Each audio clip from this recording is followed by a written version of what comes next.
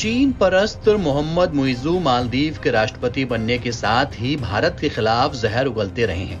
अब उसी राह पर उनके रक्षा मंत्री गासन मोमून भी चल पड़े हैं। तुर्की से ड्रोन मिलने के बाद मालदीव के रक्षा मंत्री का दिमाग 7वें आसमान पर है।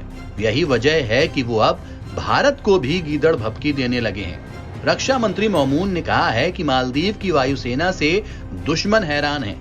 दरअसल मालदीव के राष्ट्रपति मुइज़ू ने शुक्रवार 15 मार्च को मालदीव नेशनल डिफेंस फोर्स के एयरक्राफ्ट का उद्घाटन किया। मोमून इसे लेकर ही एक समारोह में बोल रहे थे, जहां उन्होंने कहा कि मालदीव की वायुसेना से देश के दुश्मन और दोस्त हैरान हो गए हैं। गासन ने कहा कि आधुनिक दुनिया में सेना की भूमिका और युद्ध की रणनीतियां बदल रही हैं। सेनाएं अब प्रौद्योगिकी पर निर्भर हैं और रणनीति का इस्तेमाल जीवन के जोखिम को कम करने के लिए किया जाता है। मालदीव की न्यूज वेबसाइट अधादू की रिपोर्ट के मुताबिक वायुसेना में तुर्की के लिए ड्रोन के बारे में मोमून ने कहा, ये मारक क्षमता वाला एक हथियार है जो निगरानी और खोज और बचाव पर ध्यान केंद्रित करते हुए देश की संप्रभुता की रक्षा के लिए रक्षात्मक युद्धाभ्यास कर सकता है।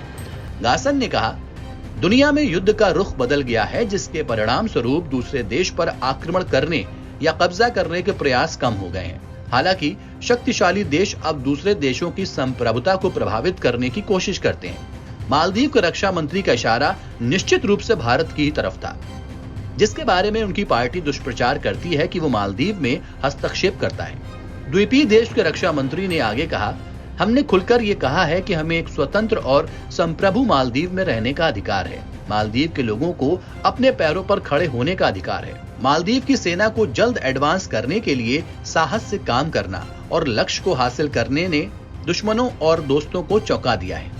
समारोह में मालदीव के सेना प्रमुख लेफ्टिनेंट जनरल अब्दुल रहीम अब्दुल लतीफ ने इसे ऐतिहासिक दिन बताते हुए कहा कि MNDF एयरफोर्स के लॉन्च और ड्रोन के उपयोग से देश की सैन्य क्षमता में काफी इजाफा हुआ है। उन्होंने कहा, 4000 सालों के स्वतंत्र मालदीव में आज एक ऐतिहासिक दिन है, जब हवाई मार्ग से देश की रक्षा के लिए पहली बार एयर कॉर्प्स का उद्घाटन किया गया। NBT ऑनलाइन की रिपोर्ट।